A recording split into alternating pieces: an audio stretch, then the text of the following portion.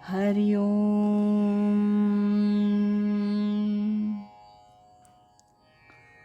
पूजनीय स्वामीभक्त डॉक्टर सुषमाताई वाटवे यांनी लिहिलेल्या स्पर्श परिसाचा या ग्रंथमालिकेतील पहिल्या भागाचं वाचन आपण ऐकत आहोत. आज यातील प्रकरण 5 तयाचे बिसाट शब्द याचा भाग 3 ऐकूया. पारमार्थिक कर्मातून आध्यात्मिक कर्म सुरू होतात. एखादा मनुष्य संसारातील सुखदुःखांना कंटाळला, 40-50 वर्ष संसार केल्यावर नको हा संसार असं त्याला वाटायला लागलं, किंवा इतरांचे संसार बघून तरुण वयातच संसाराचा उबग आला, तर तो परमार्थ करायला लागतो.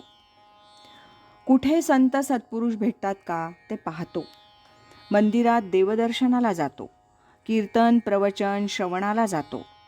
आपल्या बुद्धीला झेपतील असे ग्रंथ वाचायला लागतो. तीर्थयात्रेला जातो. नामस्मरण करू लागतो. ध्यानाचा प्रयत्न करतो. ही सर्व पारमार्थिक कर्म. या कर्मांनी त्याची पारमार्थिक साधना सुरू होते. त्याच्या पुढे तो आध्यात्मिक साधनेकडे वळतो. आध्यात्मिक साधना म्हणजे आत्म्याविषयीची साधना. आत्मा जसा सच्चिदानंद आहे तसा मी जीवही सच्चिदानंद आहे असं सोहम बोधानं अनुसंधान ठेवण्याचा प्रयत्न करणं. आध्यात्मिक साधनेत 4 प्रकारच्या अंतरंग साधना आहेत: श्रवण, मनन, निदिध्यास आणि तत्त्वम पदार्थचिंतन. त्यापैकी सर्वात महत्त्वाची साधना तत्त्वम पदार्थचिंतन ही आहे. तत् म्हणजे तो परमात्मा, त्वम म्हणजे तू आणि परमात्मा एकच आहेस.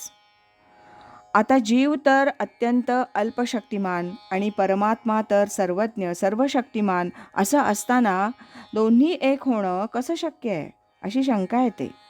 अशा वेळी जीवाची लक्षणं अल्पज्ञ अल्पशक्तिमान वगैरे सोडायची आणि परमात्म्याची लक्षणं तो सर्वज्ञ सर्वशक्तिमान आहे ही पण सोडायची. मग जसं गुंजभर सोनं आणि 100 भार सोनं तत्वतः एकच आहे, तरंग आणि सागर जसे एकच, त्याच अर्थानं जीव आणि परमात्मा हे तत्वतः एकच यावर पूर्ण विश्वास ठेवून त्या अनुसंधानात राहायचं.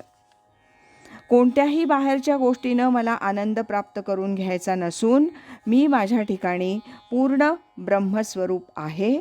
ब्रह्म आणि मी दोन्ही समानार्थी शब्द आहेत. सच्चिदानंद परमात्मा जसा जन्मरहित चैतन्यमय जाणीवमय ज्ञानमय आनंदमय आहे तसाच जीव देखील आहे असं सारखं चिंतन करणं ही आध्यात्मिक साधना. सद्गुरू मुखातून श्रवण, मग त्याचं चिंतन, त्याचा ध्यास घेणं आणि मग तत्त्वम या 2 शब्दांचा अर्थ जाणून चिंतन करणं. सोहम तोच मी या बोधाचं चिंतन करणं. पूजनीय स्वामी स्वरूपानंद म्हणत, सोहम लक्ष वेळेला घोकल्याशिवाय होत नाही. असा सोहमचा ध्यास हीच आध्यात्मिक साधना. हिंदू धर्मानं सर्वांचा साकल्यानं अभ्यास केलाय. धर्म, अर्थ, काम, मोक्ष हे 4 पुरुषार्थ सांगितलेत. नुसत्या अर्थावर ज्या राष्ट्राची उभारणी झाली त्या राष्ट्राचं काय झालं? 100 वर्षात सर्वनाश झाला. ज्यांनी कामावर समाजरचना आधारली त्यांचीही तीच स्थिती झाली. त्यांचं आज कुठेही नाव नाही.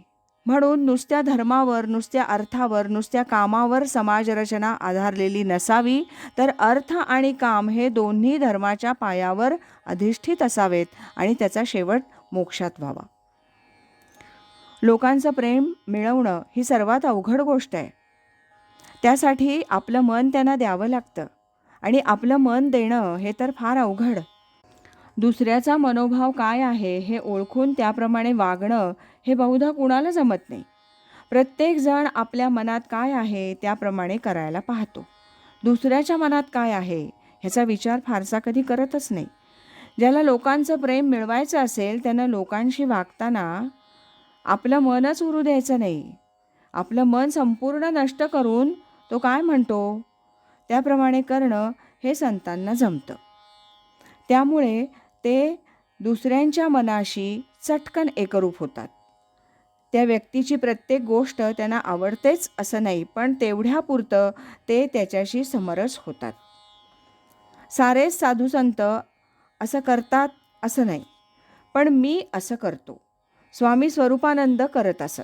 त्यांची शारीरिक प्रकृती ठीक नव्हती, तरी त्याचा त्यांना खूप त्रास होई. पण नाईलाज असतो, लोकांसाठी हे करावं लागतं. आज इथेच थांबूया.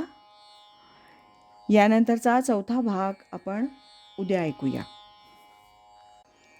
सद्गुरु असती अंतरात, सत्शिष्याते जागवीत. हरि ओम तत्सत.